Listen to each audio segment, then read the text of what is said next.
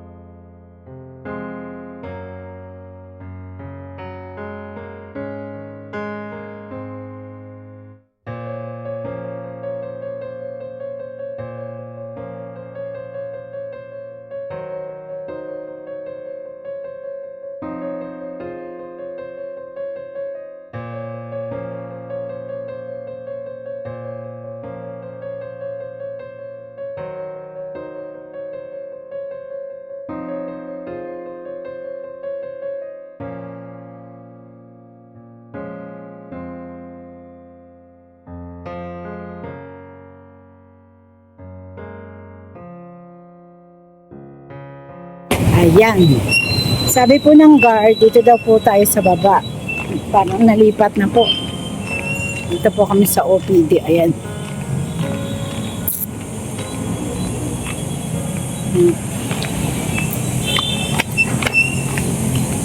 Pilit. Tapos mamaya uulan po mga business. Nakapagod.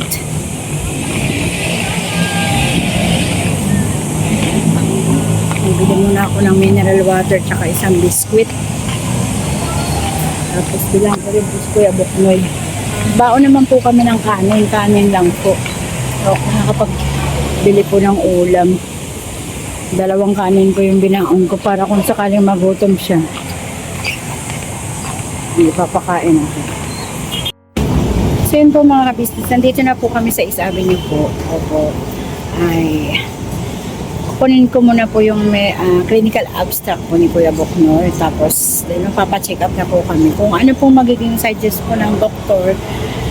Kung ano po yung mga test na bagong kukunin na naman po. Kasi ganun po yun eh. Laging, kumbaga fast na yung nakaraan. Tapos ngayon nagkasakit na naman siya. Na dumugo po yung butas ng kanyang daluyan ng dumi. Tapos nilagnat po siya. Baka po meron naman po naging problema po. Kaya agapan na po namin ngayon kahit na alam po natin na yun nga po, ang hirap po ng buhay ngayon. Kailangan po talagang wag pong ipagbahala. Alam naman po natin na kung ano po yung sakit ni Kuya Boknoy. And dito na po kami sa ospital. And po mga kabisnes. Pag nakakarating po ako dito mga kabisnes, parang kasi dito ako nanganak, tapos dito rin po na hospital si Kuya Boknoy. Kaya po parang kabado pag nakita ko tong hospital na to. So papasok na po ako mga kabisnes sa loob kasi bawal na po mag-big. Yan. Naiwan ko si Kuya Boknoy dahil pagka naayos ko po yung papel, siya naman po yung aasikasuhin ko para dito po ako dadaan. May bayad po ang pagkuha ng medical abstract po mga kabisnes.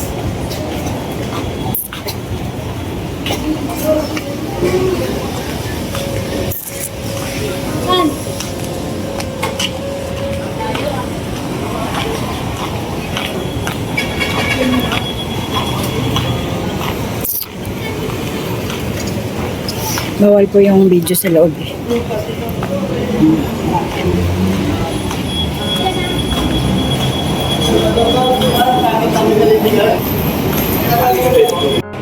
Wala.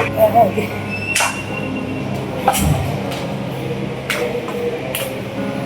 Social. Explosives. Ulit ako.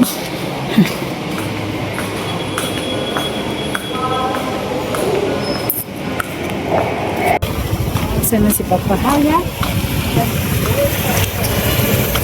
Saan ang daga? Wala. Traffic na. Kaya mahirap dito pag may dala po kayo sa sasakyan mga kabisnis. Kasi walang parkingan. Kailangan nyo papunta sa Philippine Heart.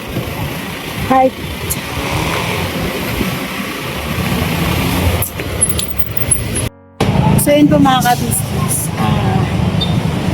Pagod magantay tapos sa sobrang daming tao 50 person lang po cut off na. Nakahapon naman po kami ng bago mag-cut off, pero pagdating po dun sa loob, marami pa po palang mga kahapon pa na schedule na hindi natapos. So nagkumpulan sila dun, kumuha sila ng mga panibago, tapos meron pa palang mga natira. So hindi na po kami inabot. Kaya nung sinabi po ng doktor na ang sabi po ng doktor, i-reschedule na lang po daw si Kuya Bugnoy sa 9 po. Sa 9 na lang daw po ang balik. Tapos, panibagong laboratory po lahat. Para po maayos po at malaman po namin kung ano po ang kalagayan ng kanyang dito ba. Kung nag-improve na po ba o wala na po bang mga natirang mga cancerous. Kailangan po ulit siyang CT scan, tapos yung iba po ba pong mga laboratory niya, kailangan po na x-ray, yan po. Yun po yung sinabi ng doktor. Kaya, babalik po kami sa January 9 para magawa na po lahat ng test para sa kanya. Kasi, minsan po talaga sinusumbong si Kuya Buknoy mga ka-business. Siyempre, nahiya naman din po siya na maging dagdagin pang isipin ng iba. Sabi niya, pag laging sumasakit ang yung bituka niya, pumipitik-pitik po kasi minsan. Tapos, nahihirapan po siyang dumumi. As in, sa butas ng kanyang tagiliran na pinagdadalaw yan ng dumi, nahihirapan po siya. Yung mga nakarang araw po, nilagnat naman din po siya, pero binalambahala lang niya po. Pinainom ko lang po siya ng Advil. Kasi hindi ko naman po alam kung ano ipapainom ko dahil wala naman po kami nakuha ang reseta nung siya ay na ospital. Kasi po habang pong tumatagal po mga ka-business, yung butas po ng kanyang tagiliran is sobrang liit na. Kaya kailangan po namin makausap yung doktor niya kung yung sinasabi nila na na-hospital siyang huli na dapat na ibalik na yung bituka niya, hindi nagawa dahil nagkulang kami ng follow-up check-up. Tapos siyempre takot din po si Kuya Buknoy mga ka-business na hiwain uli yung tiyan niya. Kasi ganun po kasi yung mangyayari ng mga ka-business. Kapag naging okay na po ang lahat, wala na po siyang yung inaasahan po natin na wala ng cancer niya, maibabalik po yung bituka niya. Yun po yung sinabi ng doktor sa kanya nung huling na ospital po siya ng January 10. Yun, hindi na nga po kami nakapunta.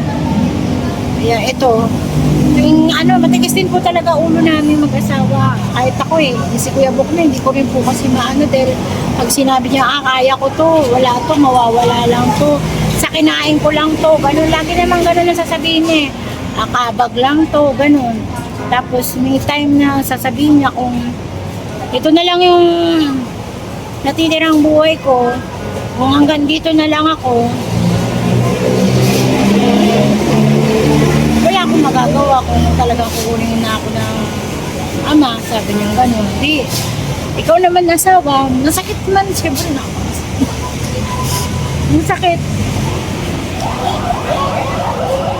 Masakit isipin ko mga business. Kahit sino naman po,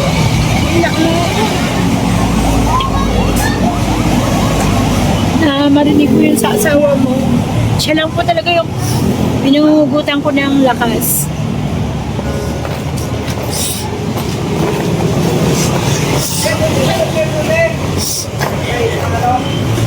Siya lang po yung, sandali lang.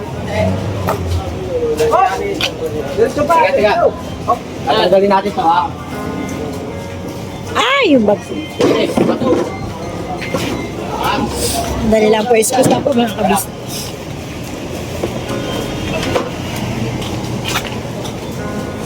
Nakaki-excuse po sila.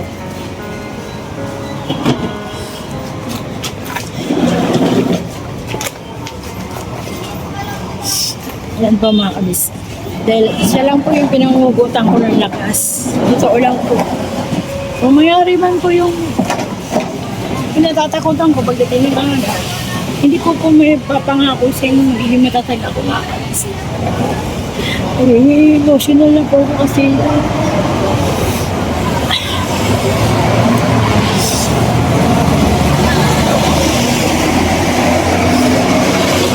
bilang asawa, sino bang gugustuhin na magkasakit ang asawa niya? Kahit na sabihin mong nakikita mong matapang ako, tapos isa sa pamilya mong mawawala, hindi ko po kaya mga kabisnes. Sa totoo lang po kami yung mag-asawa, hirap po talaga kami mag-away. Sana habain pa ng ama yung buhay niya para sa amin. Ate Nanggay! Ay, hello po. Subscriber po ako. Hello po. Nagbablog po ako. Hello Kamusta kayo, po. ka-business? Hello, ka-business! Ba't dito ka? Nandito sa Ano po, nagpa-check up at may abot mo. Ano po pangalan mo? Hello po. Alam ko naman po. Di ba lumayas? Parang nandun na po. Musta nila kay ka-business? Opo, ingat po kayo. Pwede naman po. Dumalaw po kayo. Kalookan po. Hello, ka-business! Panood niyo po ito po sa umaga. Sige po, ingat po kayo. Musta na lang? Opo, salamat po. Ingat po kayo.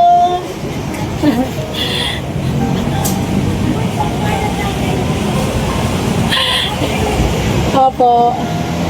Yan po. Itong subscriber, nakilala po niya ako. Mabalik po tayo sa usapan po mga ka-business.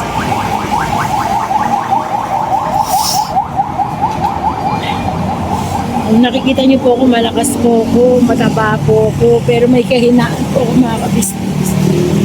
Nagkakasakit ang isang miyembro namin sa pamilya po namin. Para na akong mayana, o mayana po ba yung tawag dun sa ano, pag naapakan mo ng sagay mo, biglang titiklop, ganun po. Totoo lang po mga ka-business, yun po yung lakas ko sa Kuya Buknoy. Kaya sana po mga ka-business, tulungan niyo po kung ipag-pray siya. Sana kumaling na siya. Sana mawala na po yung sakit niya. Sana maging maayos ng lahat, bumalik po sa dati. Hanggang dito na lang po mga ka-business. Uuwi na po kami at papaschedule na lang po kami. Na-reschedule na po yung araw po na pagbalik namin. Tapos, sana ayos natin po ang lahat. Sitiskan niya ulit. Maraming salamat po sa lahat sa mga sumusuporta po sa YouTube channel namin mga ka-business. At sa Business Official po at ka-business family, Mrs. KB Official at ang mga kagwang po, Vera Enrito Official po.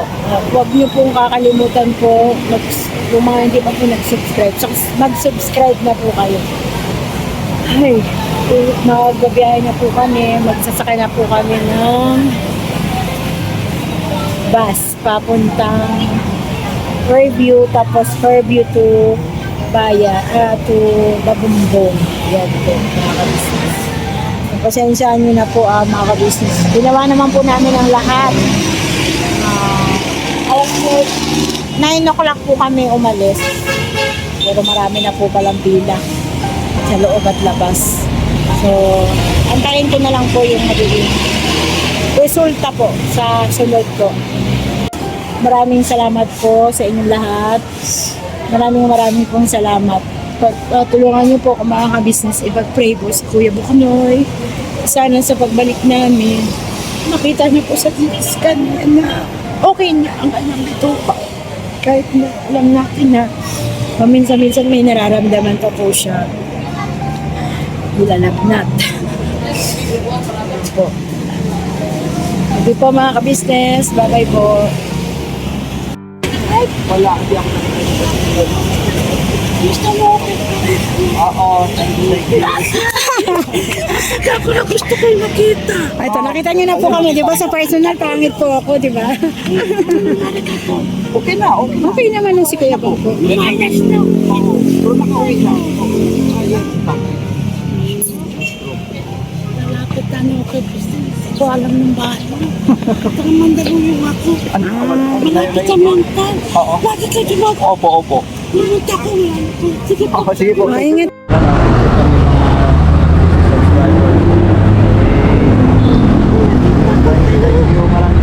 Bye daw po, tita. Subay kaya ako. Bye, tita. Bye, tita. Bless mo na, tita. Thank you talaga. Bless, tita, bless.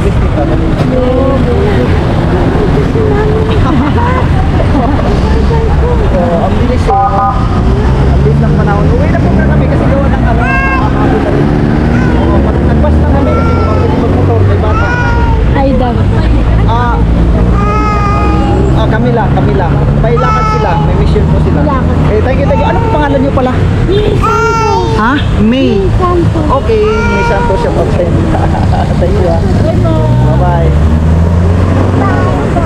Uwi na kami. Bye-bye. Uwi na kami. Bye-bye. Bye daw. Uwi na kami. Bye-bye. Uwi na kami. Bye-bye. Maglalakad. Opya! Opya! Tara, bilis! Woo! Ang layo ng ating lalakarin.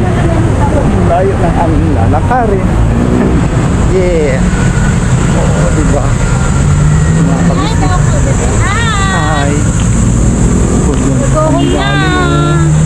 Kumuha kami ng medical abstract. Kaya lang, inapubo. Diba mga kabisnes?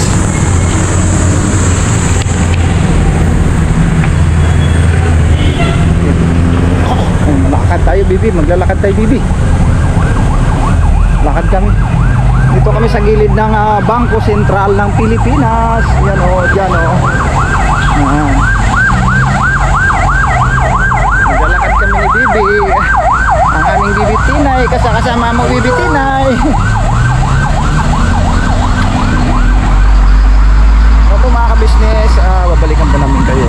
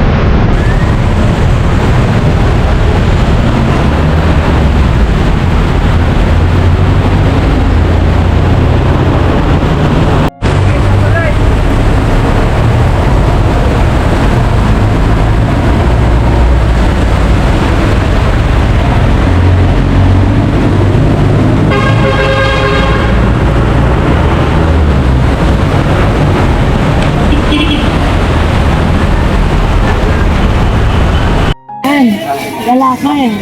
Naabutan kami ng ulan ng mga business. For the first time na basta umulan. Kasi wala pa pong dalang payong. Bumili po po kami ng payong. Hi there. Hi. Say hi. Hi po. Baby Tina, Kuya Baboy. Hey, hi ka doon sa kanila po. Longis mo doon sila. Happy? Happy? Happy siya kasi kasama niya pa ako.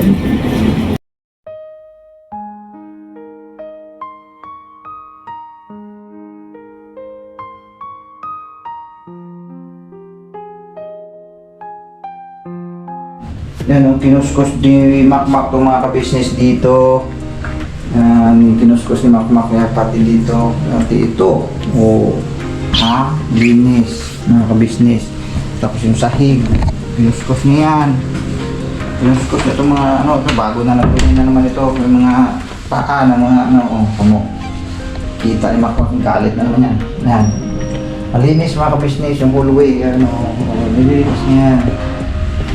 Yan si Makmak, mga ka-business. Yan, yung mga labahin, tinupi na maayos, oh. Yan si Makmak. Basta pagdating sa paglilinis ng bahay, mga ka-business, si Makmak, di mo maisahan yan. Magaling yan. Kaya lang, huwag ka magdumi-dumi, kaya siyempre normal naman talaga yung magagalit talaga yung pag magdumi-dumi ka, eh, ang hirap-hirap maglinis, tapos dumi-dumihan mo lang agad. Ayaw ni Makmak yung gano'n. Kaya nga niya na yung, ano, yung halimbawa, sinilas, dyan sa baba, iakyat mo rito, ayaw niya yun. Mga ka-business. So, pati dito sa loob ng kwarto, ganoon din. Nilinis din niya ito. Uy! Ala! Ano yung damit yan? Makita ni Kuya Makmak yan. Ala! Tinay. Ala, tinay. Agoy, nakahubad ay. Oh, sus! Bakit nangyari? Di ba paliguan yan, ma?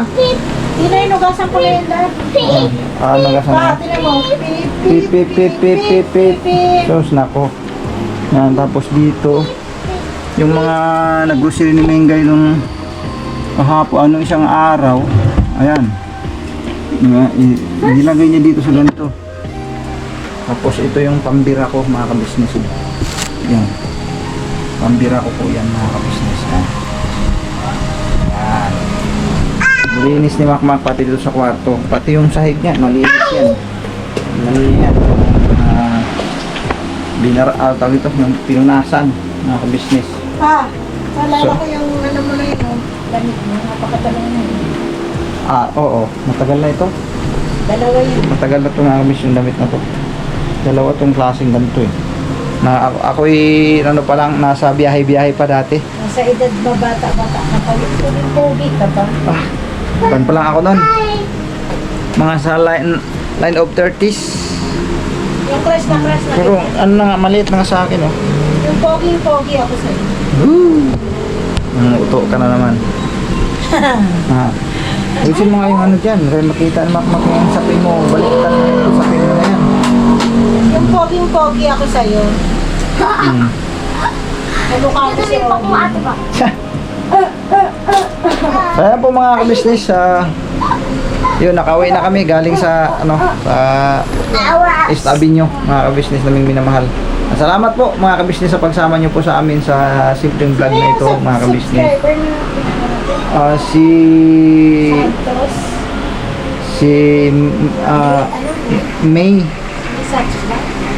May Santos. Alam ko si May. Santos na pinili. Oo, shout out kay May Santos. Ng taga Mandaluyong daw po siya, mga ka-business. Nakita niya kami doon sa East Avenue. Isa siya nga masugid na taga-subaybay sa ka-business official, ka-business. Nanonood daw din sila sa YouTube namin, sa Kagwang Buknoy official. Sabi ko, salamat. At yun, hinahanap niya si Bong. Sabi ko, nandyan si Bong. Pag malakasan si Bong. Hinahanap niya nasaan si Bong. Sabi ko, nandyan po si Bong. Shout out sa iyo, May Santos, ano? Maraming salamat sa iyong suporta sa ka-business official, sa kabuuan ng ka-business family. Thank you sa iyo. God bless po sa iyo. Ayun. So yun, andito na kami. Pahinga na. Pagod kami sa lakad namin. Matraffic, maulan pa. Naabutan kami ng ulan sa SM Fairview mga kabisnes, doon kami na-trap ng matagal. Subat na dapat maaga pa sana kami nakakauwi. Wala, inaabot kami ng siyam-siyam doon sa ano, pambihiraan. Sobrang lakas ng ulan, tapos baha. Tapos wala kami mga dalang payong. Buti na lang si Mengay ay magkano pabili mo payong na yun? Napilitan na talaga dahil kailangan kailangan nandyan si Tinay, ha? May naalala ko kasi baka may subscriber makakita sa atin naka-plastic si Tinay. Kasi ang unang hiningi niya doon sa tindahan, yung plastic na malaki na pwede italokbong dito, parang sagwa na magsintingnan. Tapos baka mamaya na, alam mo naman, ano ko sabihin, bakit plastic hindi italokbong kay Bibi Tinay? Bumili na lang si Mengay ng payong. So, Naalala ko yung sinabi mo pa. akong bitbit kay Tinay, siya, Naalala ko yung sinabi mo noon. ayos mo yung ano mo. Sabi mo, saan ba tayo pupunta na may dala tayo eh? Oh. Payong. Malaking payong. Di ba naalala mo? Tapos sabi mo sa akin, manghihingi ka ng istro sa OC. Ay, kuan yun. Saan ba tayo pupunta? Nung Kaladamulag banda eh. Oo, papunta tayo doon sa bahay ni Bong yata yun. Na ang gamit namin mga kabisnes, yung payong pang tinda na sobrang laki. Yun ang nilagay namin doon sa sidecar. Ngayon sa sobrang laki, hirap gamitin hirap patakbo yung sidecar. Ngayon ang nangyari, siyempre mahangin na sobrang laki. Ang ginawa namin, nanghingi ako ng istro sa OSAVE. Eh, Nagalit si Mingay. ang sabi- Yun nang nanghingi Oo, dapat Ma. ako eh. Sabi niya po mga ka-business, Ma, sinto muna tayo, Ma. Hihingi muna ako sa OSAVES ng istro. Sabi ko, ano ba naman vlogger na to? Nakakahiya pati istro hinihingi sa OSAVE.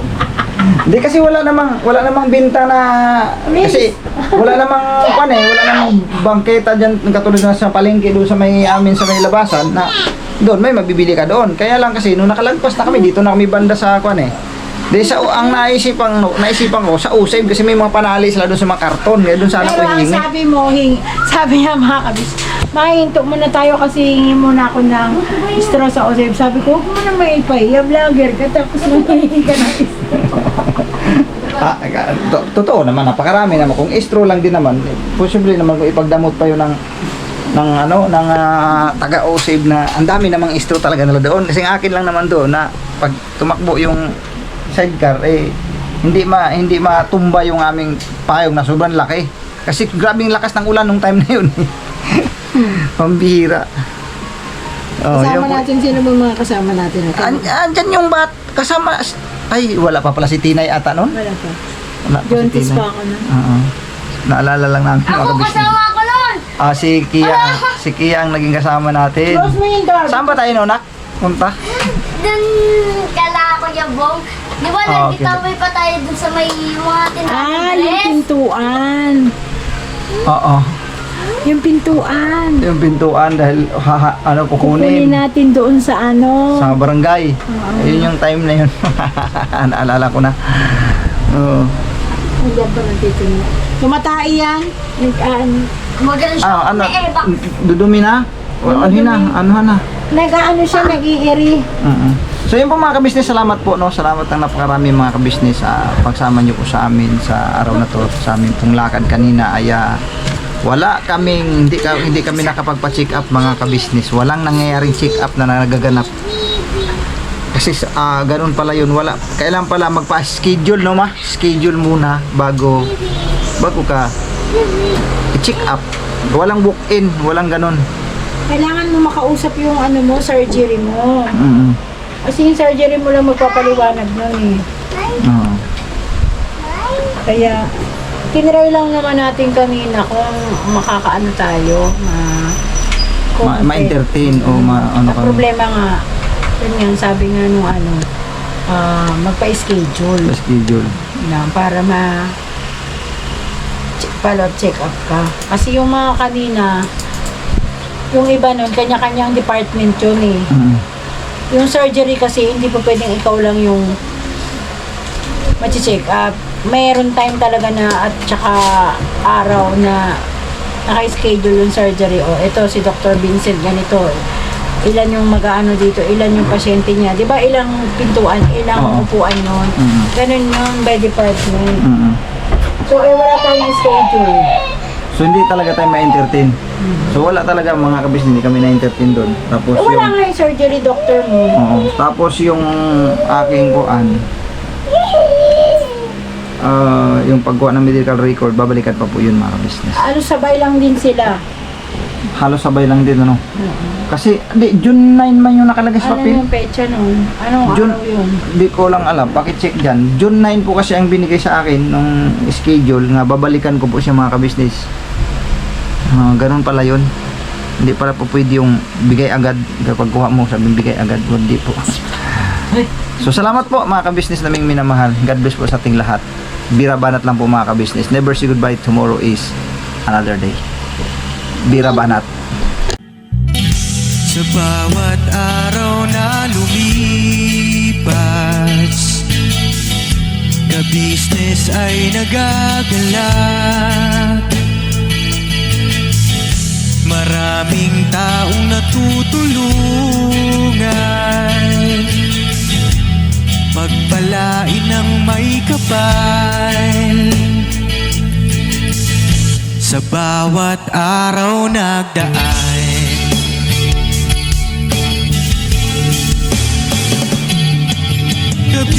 ka-business, business ka-business, Papa Dean, Steve, mahal kayo ng marami.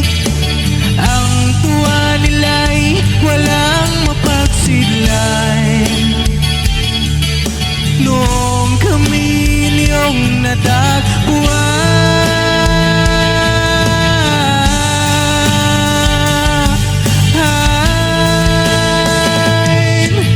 ang mga tao sa buong mundo, maging ang mga OFW, sinubaybayan mga pagtulong nyo, panalangin nila, sana'y hindi kayo magbabago.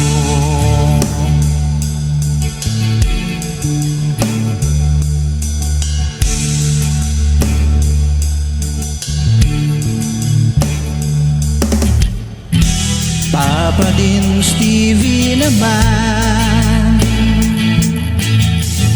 scholarship ay nasimula sa mga nais mag-aral.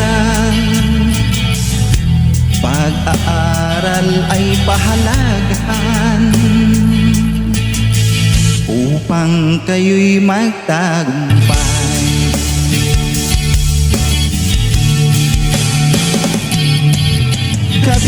Ka-business, Mrs. Ka-business, Papa din Steve, mahal kayo ng marami. Ang tuwa nila'y walang mapagsiglay.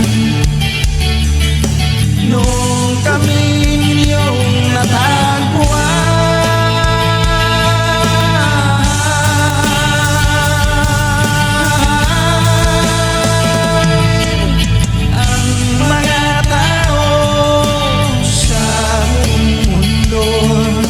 maging ang mga OFW, sinubaybayan mga pagtulong nyo, panalangin nila, sana'y hindi kayo magbabago.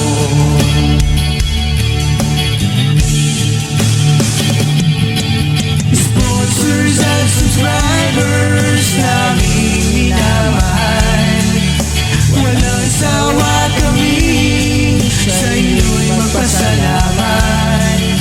Mula pa noon at hanggang ngayon, walang sawa kayo ay tumulong.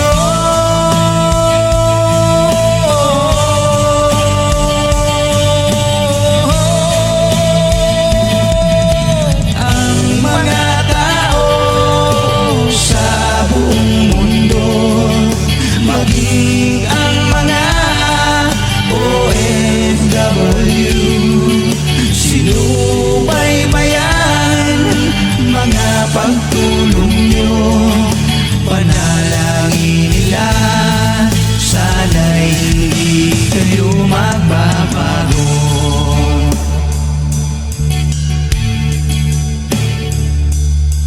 Panalangin nila, sana'y hindi kayo